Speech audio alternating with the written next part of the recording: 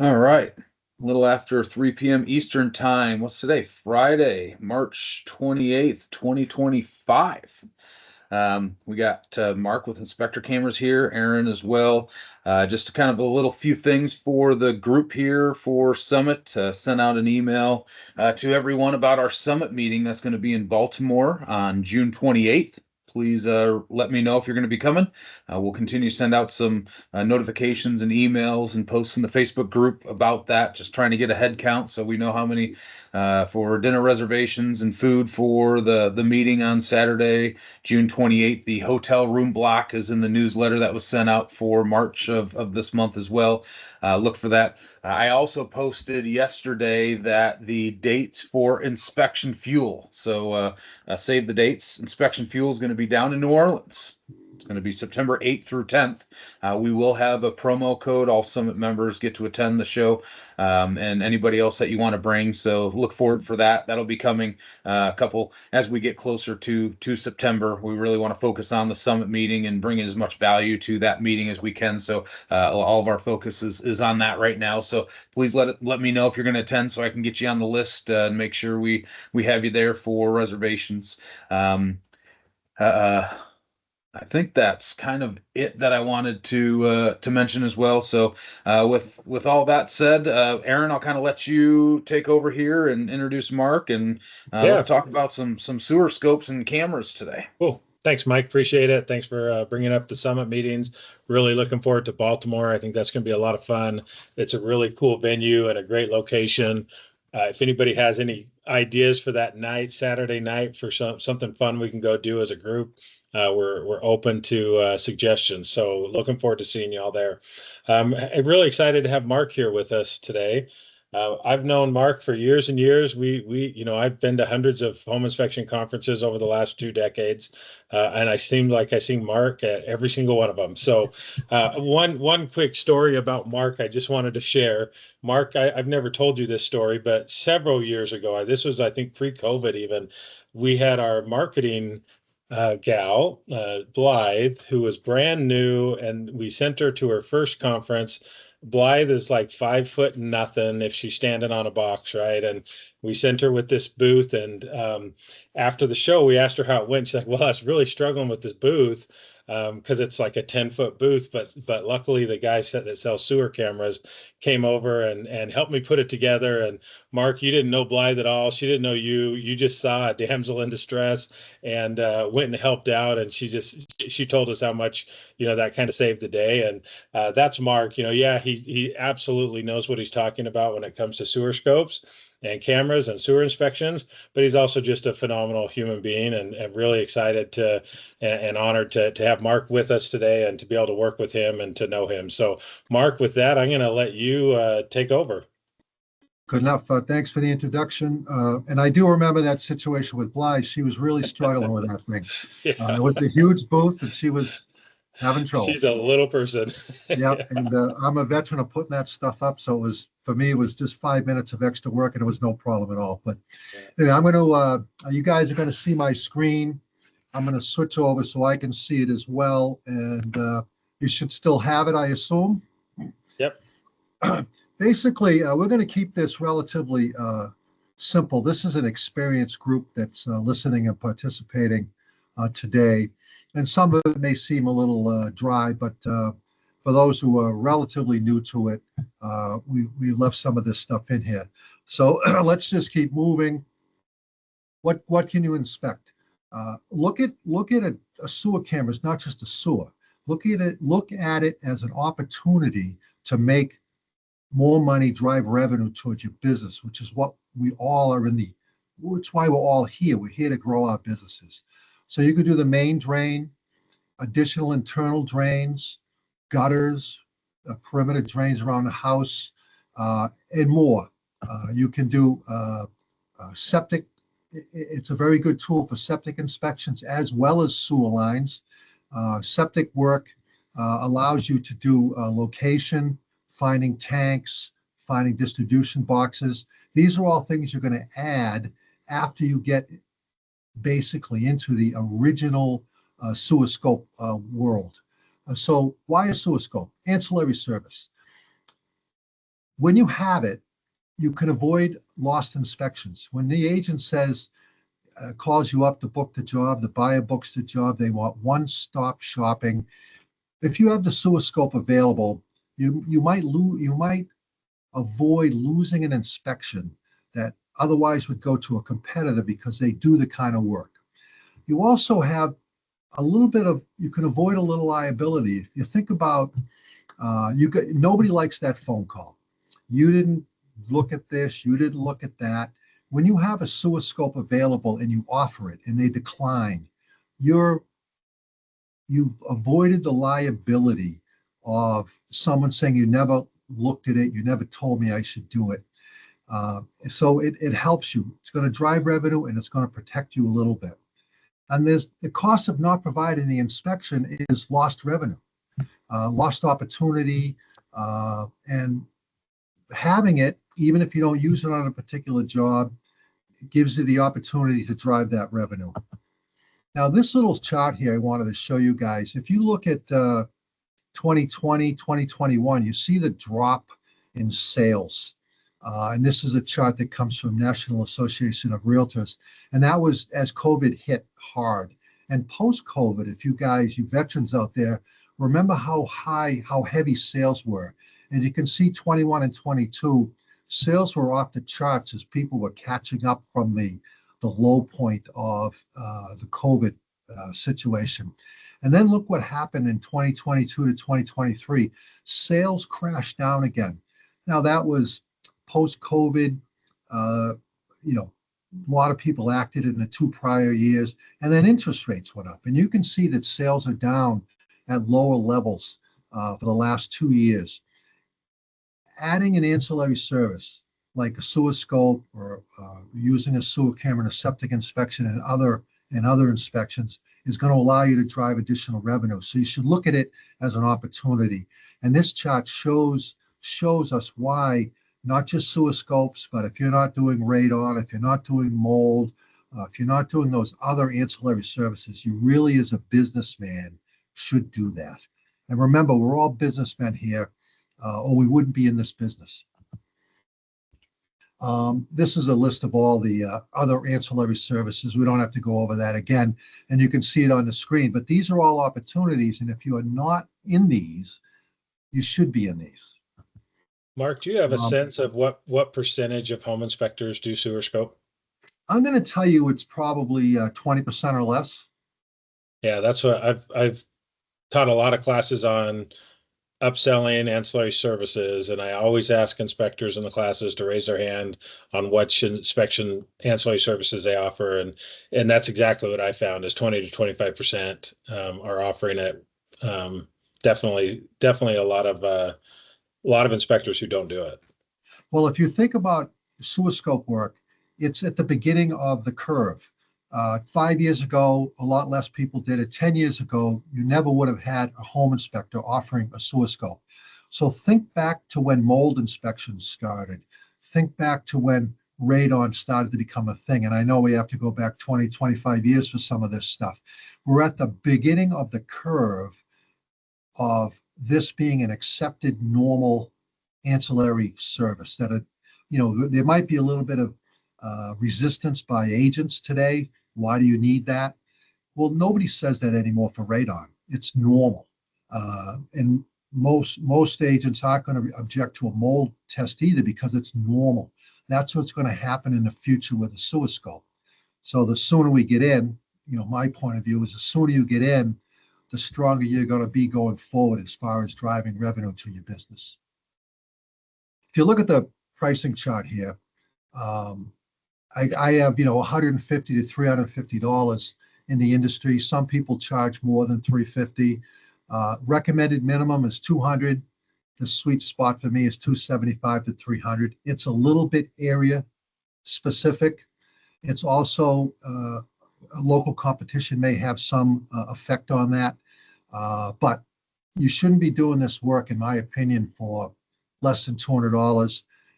If you have an argument that the plumber down the street does it for free, you should counter that by saying, I'm not going to give you a quote when I'm done with the work. I'm here as the neutral unbiased inspector, and I'm just giving you information. And that will overcome that objection you get from the plumber will do it for $99 or for free. Just remind the buyer and the agent that the plumber wants to give you a big quote at the end of his inspection, because that's why he's doing it for $99. When I talk to home inspectors, typically they tell me the average time to do a sewer scope is about 30 minutes. Is that what you find? I think that if you use it as an average, that is correct.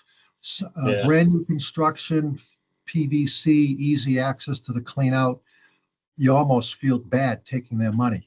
It's Yeah, 10 or yeah. 15 minutes.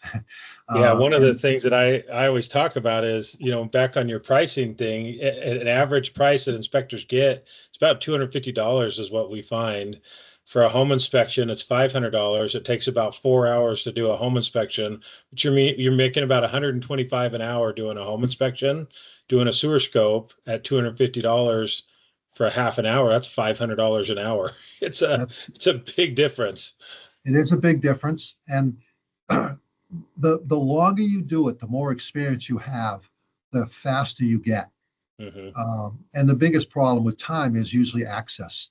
What do I have to do to have access? And Yeah, the more experience you have, the easier it is to get access into these pipes. absolutely. On this particular slide you see here, there's a lot of different business models out there. So I'm sure people listening to this, there are multi-inspector firms and there's some sole operators. Does every inspector get a camera? Does one inspector out of a group of 5, is he the expert on sewer scopes? Dedicated technician. Are you going to, as a multiple inspector firm, offer to do sewer scope services for other home inspection companies in the area? These are all ways to drive up that revenue. It's not just one man, I'm going to do one inspection. It's one man can work for other home inspectors.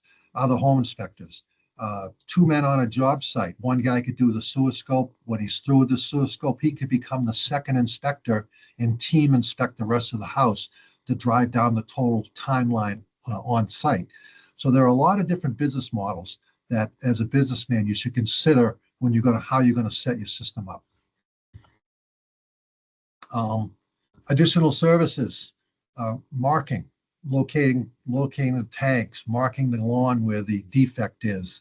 Are you going to run down every vent stack? Are you going to inspect other pipes in the house underneath the slab that aren't involved with the main drain?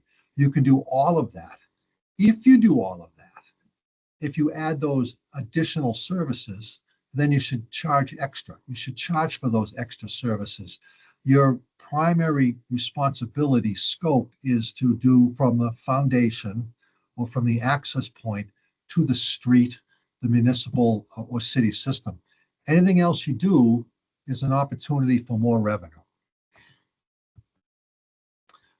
Also consider commercial work, small strip malls. You can actually do drain cleaning. We have customers who started doing scope work, added a small drain cleaning service to go with it. They run it as a secondary business. The sewer scope can drive revenue in many different areas. So I always recommend people who have a scope, think like a businessman, think what your opportunity is going forward and down the road. Pools, chimneys, ductwork, vents. If you can put the camera into something, you can make money doing it. Again, don't limit your thought process on what you're doing in all these areas. And there are many different styles of cameras that can do many different things. And we'll obviously work with you. Other vendors will work with you to help you select the right piece of equipment for what you're trying to accomplish. Selling your service. You have to sell it because it's a new service for home inspectors. You have to let them know that you offer it.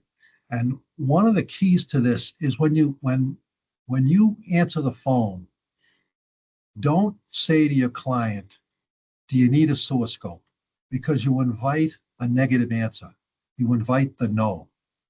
What you should really say to these people is, have you scheduled your sewer scope yet?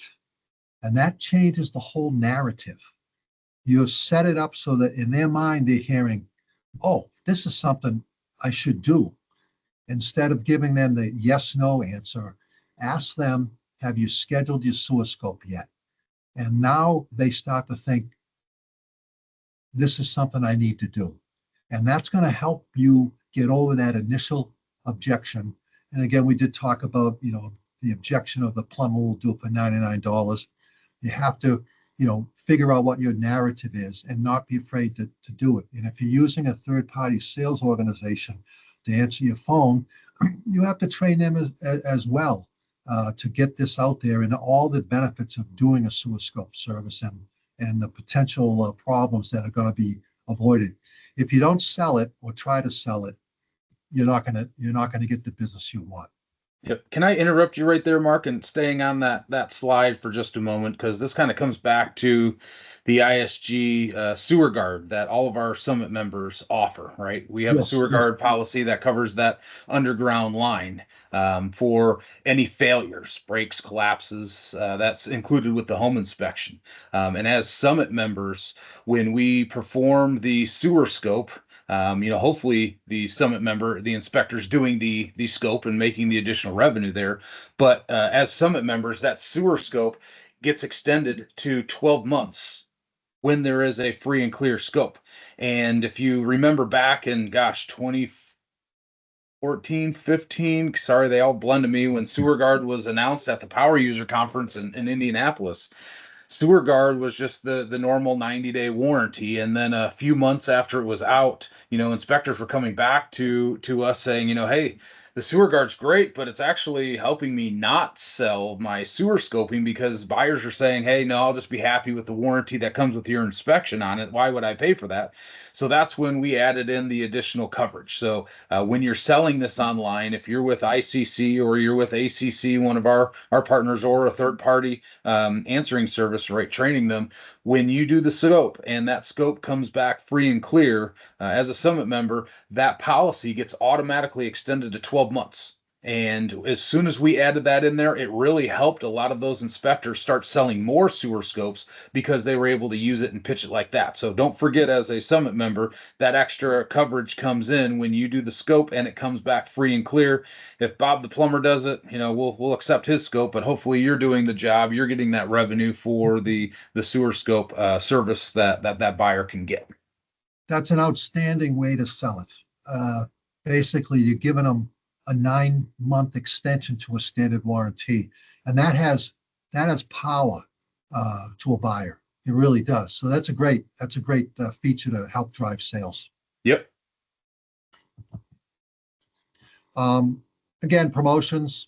I know you guys package, a lot of inspectors package. If you do the inspection, it's X. If you do the inspection plus mold plus radon, we're going to give you a package deal. Same thing here. Bundling works with sewer scopes, and you should always keep that in mind to drive the revenue on this stuff. This is the thing. If you don't have a camera on your vehicle, truck, van, and you're on a job site and you see old cast iron, it's obvious to you that there's going to be potential problems. You got the camera, tell them about it. Tell them, hey, if you want it, I can do it right now. The opportunity. So either you or the people that work for your organization, your other inspectors, cameras there, have them sell it on site, give them a discount on site because you're already on site. But if they know you have it and you're seeing, let's say, old cast iron pipes with heavy corrosion inside the building, you can basically know that problem is going to be outside as well. Or the yard is covered with trees, and it's fairly obvious that there's probably going to be issues just because of the way the property looks. You have the camera there, sell it on site. Whether you give added bonus to your technicians on site to do that, whatever method works, drive that business. If you don't have the camera on site, you're never going to get that business. Videos. This is a little marketing thing, and on the next slide, we're gonna run the video. It's only about 30 seconds, but this is one of our customers who gave us permission to use this. This is a little video he put together for his social media. And he tells me this has been pretty successful for him. Well, hang on there, boys. Hey everyone, this is Scott with Apex South Inspections, and what I have here today is sewer scope inspection equipment that we offer for an ancillary service. Whenever you purchase a property, the last thing that a potential property buyer is going to think about is, what are the pipes? What are the conditions of the pipes? And that's honestly one of the last things that people think about. And with that being said, we bring that to the table. We help you find out more about your investment opportunities. So this equipment has a 200-foot cable, has a self-leveling camera head, and actually an LED light. So we can take pictures and do a video. And with that video, we'll send you a private YouTube link. And then once the report is submitted to you, then you can go to YouTube, and then you'll be able to look at and review the video footage that we took. Not only does this include the video and photos, it includes audio as well. So while I'm doing the inspection on this pipe, I'll run the camera down, talk to you about what's going on, what type of pipe you have, what are the conditions that I'm looking at, things of that nature. If they're good, they're bad. And then I'll record all that while I'm going in and coming out, and then turn it around and go back towards the septic or sewer system. And then that's whenever we'll conclude the inspection. So you want to make sure that you're looking at your drain lines, because obviously that could be a costly repair. So obviously, I want you guys to inspect before you invest, and you guys go check it out on our website. That's a great social media video. Really educates kind of agents. Hey, Esteban. Yeah, there he is. I put this in here because, Ishvan, and I put it in because this is right off of his website, and you guys know he does training in the industry, but he's driven a lot of revenue towards his businesses when he first started doing this. He was, by all rights, aggressive in the sales side, and that aggressive, hey, you need one of these, we're ready to do it. It drove the revenue, and you can see what his gross revenue was for the first 8 months he did it. And, it's very possible to add this kind of revenue if you push and you sell. And the next slide here, this is another gentleman, Chris, who's been very successful in the sewer scope business.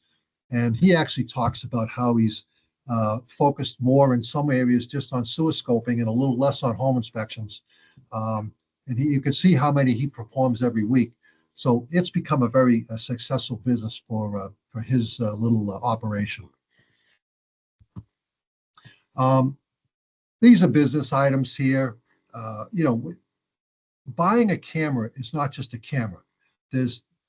And I put this slide in here so you would recognize you have to charge for this service. You have to cover the cost of training, the sewer, additional equipment, maintenance, repairs, spare parts. This is a tool that experiences wear and tear, and you need to build that all into your budget. So if you're not asking for that, minimum 200, and getting yourself into that 250, 275 range, you're not going to be bringing in, you're not going to be maximizing profit off this service. Obviously, revenue is one thing. Revenue means nothing if it doesn't cover the cost of actually adding the service. So as a businessman, these are calculations that you should make so you know what your real margins are, and you should charge accordingly. Cost of maintenance, we're not going to go through all the details on this. Spare parts, which are recommended based on how many of these you do on a monthly basis. Any vendor will work with you to give you recommendations on what's required to keep your crew up and operating. Push rods, you should always, when you buy a camera, you should discuss with the vendor what is the best cable for what you are going to see out in the field. There's no such thing as one cable that does every particular job and everything you're going to find across the country. So cables are picked based on what part of the country you're in, what you expect to find on the job sites. So work with your vendor to pick a cable that gets you where will help you in the area that you're in. And we have a little saying, every cable is a compromise. There's no such thing as one cable that will do a 2-inch pipe, an 8-inch pipe, go 40 feet or 400 feet. There's a whole range of systems and cables out there. Work with your vendor so you can select the right piece of equipment. We're not going to go into how cleaning the equipment is. The comments we're going to make here is you need to maintain, do your housekeeping, and your equipment's going to treat you well if you treat it well going forward. Best practices. You notice the left-hand picture here, the gentleman, no gloves. We always recommend gloves. We know what we're doing here, folks. Be safe, wear gloves. Regular cleaning. This is all housekeeping maintenance to keep the equipment in good shape. Now, there's a little slide here I wanted to show you. Your camera lens can get covered with soaps, grease, oil, and other things that are in the sewer line. There's some products here that are shown that if you coat the lens with these products, it helps keep it clear. It helps to shed off the materials that you find in these sewer lines so that your view is not affected. These are little tips and tricks that you find over time out in the field. Camera head, a lot of different camera head sizes. Work with your vendor to find the best one. The rule of thumb, the smallest camera head that will get the job done is usually better than putting in a bigger camera head. The bigger the camera head, the more difficulty you're going to have on elbows. So the smaller the camera head for the size of the pipe you're in is usually a better choice. Again, work with your vendor to get the piece of equipment that works for you guys. A dumb question here, Mark. Why would you want Yes. a bigger camera head? I don't personally. If you're in a larger line, so in a residential world, we're in the 3, 4, 5-inch line. So you can use a 1-inch camera head without a problem. If you get into light commercial 6 and 8-inch, the bigger camera head will help keep the camera head up off the bottom of the pipe. And you get a better view at the top of the pipe. But in a residential world, it's not necessary. You'll see on the slide on the screen right now, the pan and tilt camera that's in the middle photograph. Again, in residential work, I don't think it's necessary because there's no need to rotate the lens to see the top of the pipe because you can easily see it because of the size of the pipe you're working in. If you're in the commercial end and you're in an 8-inch pipe, a pan and tilt camera can be more appropriate because you can rotate that lens up to see the top of the pipe. In a residential 3, 4, 5-inch line, it's just not required. And it adds complexity and cost and maintenance requirements to the equipment. So the simpler and the smaller the camera head for the line you're in is usually the best way to go. If you're going to go into commercial and larger lines, then you may want to consider equipment that'll allow that option. That makes sense. Protect the camera head with a guide or a skid. Always use the skid. It helps protect the camera head. The rule is always use the skid unless you can't. So if you've got a 1-inch camera head and you want to get on a 1.5-inch line, if you put the skid on, it's not going to fit. So in that case, you're not going to use the skid.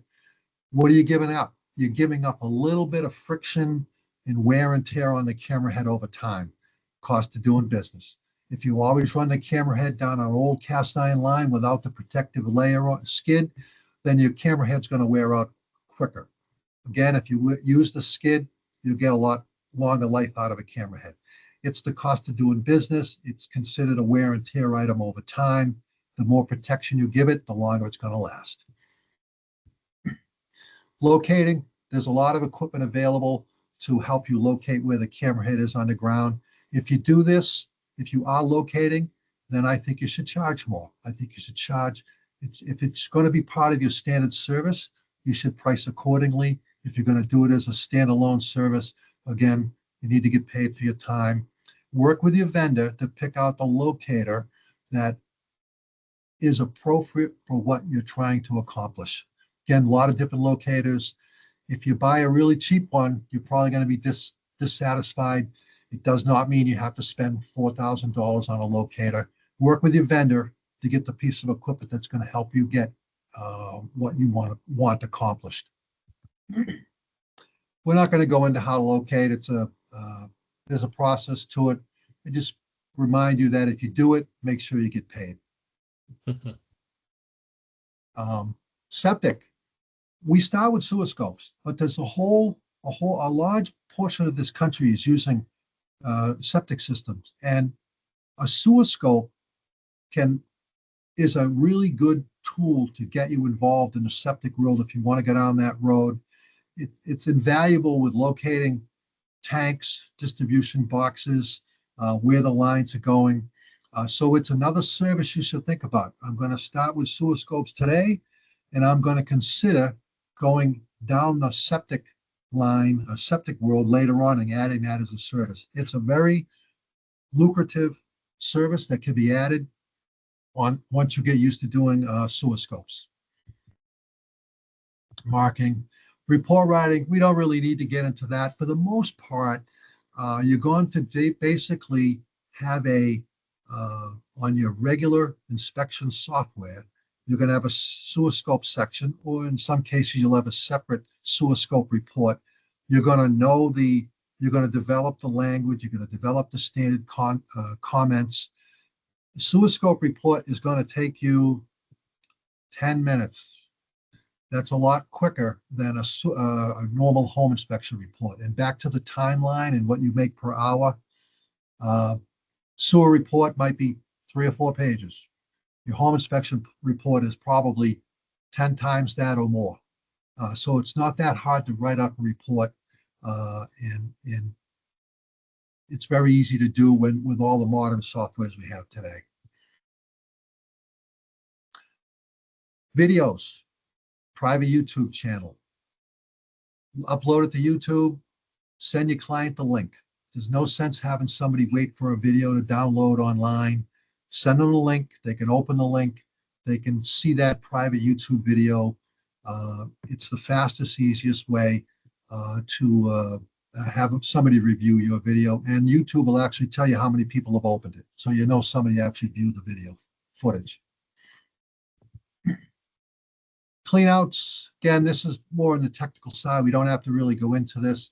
I do want to say there's a lot of ways you can scope down the roof vent, very popular in Florida where there's slabs, through a clean out in the basement, northeast, parts of the country with basements, and outside clean out, again, newer construction slabs, crawl spaces, it's an outside clean out. You're going to take the one that's easiest for you to use. Hopefully it's that outside clean out and it's PVC and the cover comes right off. Mark, when I've talked to inspectors in the past about why they aren't doing sewer scopes, sometimes they'll bring up, well, I don't want to break the clean out valve, and I've heard horror stories about that and dealing with it. What are your thoughts on that? Well, we're going there right now. So basically, the issue is always, how do I get the cover off? The picture you see now, it's a PVC outside clean out. That cover came off in 10 seconds, and the guy's doing his job. That's easy to get off. We can put a wrench on that. That's ABS plastic, no problem there. Well, here's one. This was broken off by a lawnmower, likely. It wasn't the technician that did this. You can get that open pretty easily. I would take a picture of it before you touched it to prove to everybody that you're not the one who broke it. But when you look at these next slides, well, the slides, we're going to skip that one right there. But take a look at this. PVC, easy to get off. But you see that cover? I have a notch in it. I can put that cover back in with that notch. And I made that notch. I have a lot of those on our trucks. And that keeps fluid from draining back out of that drain into the bucket. So you actually make that in advance to allow you to do the work without making a mess. And there's a little close-up on it. And you'll have a bunch of different ones of sizes of those on your vehicle based on what you know you're going to find in your area. You see this PVC reducer here, and you see that vent stack? That cable's going in, and you might damage that cable by having it scrape on damaged cast iron. If you use a little bushing, you put that bushing in there, it basically is going to protect that cable from damage. Aids to better access. This is a client of mine. He uses a pool noodle to help float the camera down the line. Just a little trick. In this situation here, you'll see that the cast iron cleanout is buried in a wall, difficult to get to. Using a secondary piece of polyethylene pipe, you can slide your camera down that pipe and help get it into the pipe and get it around that cast iron access point without damage. These are little tips and tricks. Avoiding trouble. Say no when, and remember this, the plumber always says no. When he thinks he's going to damage his equipment or he finds a problem, he is not going to risk his equipment. He's always going to say, you got a problem, I'm not going any further. And he's going to, again, he's going to give you the quote. So you need to say no whenever you get to a problem. Now, I know we skipped past the clean out issue. We're going to skip back here quickly. This, you have to be prepared to remove cleanouts. And that's the big issue with a lot of home inspectors. I can't damage what I'm seeing on the job site. That's been drilled into home inspectors through the years. Take the electrical panel cover off. That's probably the extent of what you want to do. Do no damage. In the case of sewer lines with cast iron or with steel or brass, those cleanout covers don't want to come off. They haven't been removed in years. The plumber doesn't try to take them off with a wrench. He uses a grinding wheel and cuts it off. He drills a hole and uses a sawzall. That's what you should be doing. And how do you get past the objection with the real estate agent? On your vehicle, because you know your area, you have all the replacement clean out caps and covers on your truck. And you cut the one off, you cut it out, and you replace it when you're done. And you say to the agent, when I got here, the seller did not have a functional, usable clean out. When I leave, the homeowner is going to have a usable, functional clean out, and he didn't have to pay for it because he cut it off and you put the new one in and you cover the cost of that damage. That clean out cap is $10. Put it into the cost of doing business. Take that cover off in a minute with a grinder or a drill. Replace it when you're done. Minimizes risk of breaking pipes, causing other problems. Your mindset has to get you past that objection. And when you get past that objection, that's when you'll start to make real money. If you're stuck with the mindset that I can't do it, then you're not going to move forward in the sewer scopes world. It's not a home inspection. It's a sewer scope, which is an ancillary service. Get past that initial training as I can't touch that because I might damage it. You are going to intentionally damage something. Replace it when you're done. It's the fastest, quickest way. It's what every plumber and drain cleaner does. It is not a repair. It is not a modification. You are removing a cover that was made to be removed for access, and you are replacing it when you're done. It's the same as removing an electrical panel cover. I'm not touching the wires. I'm not modifying it. I'm not repairing it. I'm removing the cover, and I'm going to replace it when I'm done. It's the same concept. So it's a psychological barrier that a lot of inspectors have problems getting past. The inspectors who make this a successful part of their business, who make real money doing this, have got past that objection very, very quickly. If you asked Ishvan, his picture was earlier, how do you get the cover off? I cut it off. I drill a hole. I use a sawzall. I don't waste any time trying to get it off if I know it's not coming off. It's a mindset.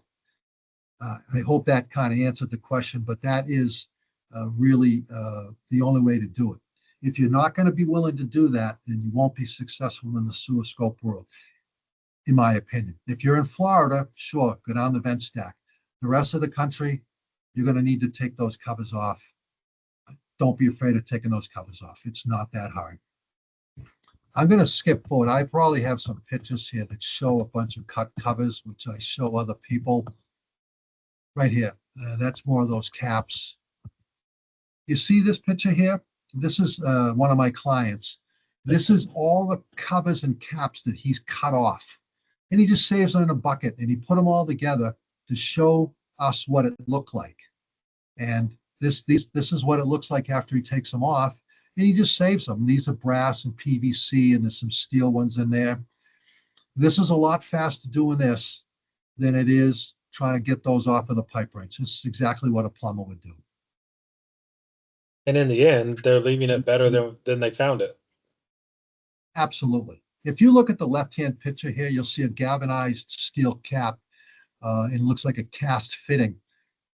There's no way he's going to get that off with a wrench without damaging the exterior surface finish of the siding, because a pipe wrench is going to make contact, and he's going to have to put a lot of force on that. Now, if he put a wrench on that and he gave it quite a quick turn and it came off fine, but if it doesn't, I'm drilling a hole in the middle of that, and I'm putting my Sawzall in there, and I'm going to cut that thing in a cross, and I'm going to peel it right out of there, and I'm going to replace it.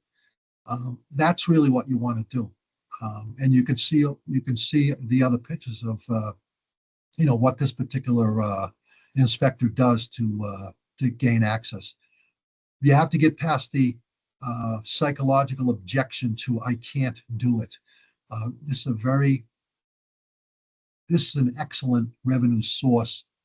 This is what you got to get past. Once you get past this, then you're in a position to basically do anything you want to do in this industry.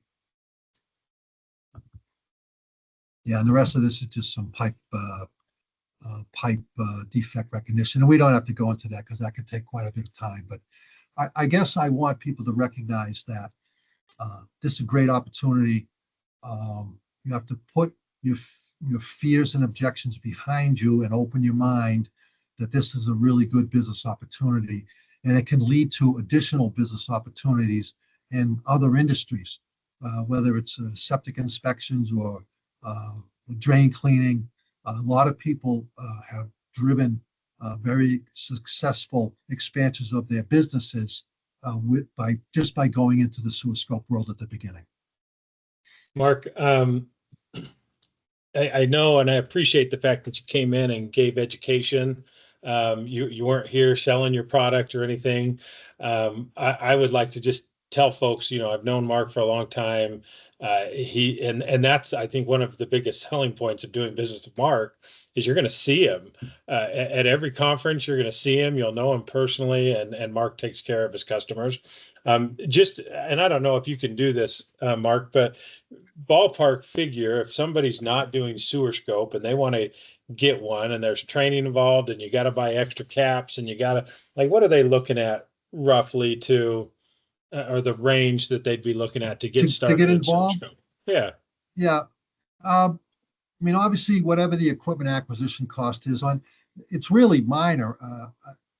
Well, I view it as minor. I mean, caps are 10, 15 bucks a piece. What's a battery Sawzall? Equipment acquisition costs, a decent piece of equipment, $2,500 to $4,000. You can certainly buy, rigid manufacturing for 10 or 15 grand in that range. In the world that we're in, I don't see the need for that, but people do it, and that's a business decision. Locators are anywhere from $1,500 to $2,500. So, a decent camera and a locator, you could be looking at $5,000. You don't have to go there. You don't have to locate. You can buy your equipment with financing and pay every month.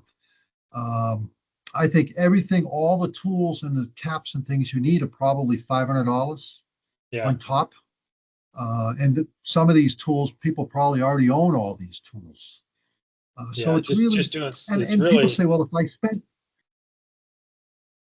if people say I spend $5,000 to get in and I have to do 20 inspections and I get my money back, I'm not a big fan of that. I got my money back model. It's an investment in the future. So I look at it and say, I want to I'm starting a new business. I'm starting a new ancillary service, and it's going to cost me $4,000 to get in. Just throw out a number. I'm thinking about that $4,000 is going to drive $40,000 business this year. and next year it might be 50. And in 5 years, maybe it's $250,000 total or more. And you don't even think about that $4,000 anymore. Yeah. That's it. If I'm just trying to get my money back, you're not thinking like a businessman. The money you invest in any kind of business, ancillary service, it's the multiplication of all that investment over time. It, mold equipment, it costs money to get mold equipment. If you're thinking, well, if I do 6 mold inspections, I got my money back, your mindset is wrong, in my opinion. I've invested in mold equipment. I'm going to use that mold equipment for 5 years. I am going to drive $250,000 worth of revenue. That's what I'm looking at. That's what I want. I want any ancillary service. You should be thinking like a businessman, and that's how I always thought about investment in equipment and opportunities. What's my long-term revenue generation potential? Not did I get my money back? Yeah, I love it. Well, we sure appreciate the time, Mark. Guys can get a hold of it. So we put your information in the last newsletter, and the next newsletter will also put the recording of this webinar. But just so everybody knows how to get a hold of you if they want to, what's your website address, Mark? Inspectorcameras.com. Pretty Easy to simple. Remember. Yeah. And a Pretty phone number. simple. And is 603-267-0400. Right. Another really easy number. And again, you are correct. If you go to pretty much a show in our industry, you're probably going to see me sitting there at the table. Yep. And don't forget, just like Aaron did mention here, in March of 2025, this month, Mark is the vendor of the month. And through the newsletter, you get to go in and there's a $250 off a new camera at inspectorcameras.com. So please use that. We've had a Summit member already get that information. I think they ordered the camera this week. I talked to Amy in your office earlier this week as well. So take advantage of that, especially if you're needing some new equipment. Mark is the man for that. Thank you for your time. Yep, we appreciate it, Mark. I appreciate the opportunity. Anytime, gentlemen. You guys have a good day, and to all those inspectors out there, go drive that revenue. It's good for you. Amen. Yes. All right. Cheers. Thanks, gentlemen.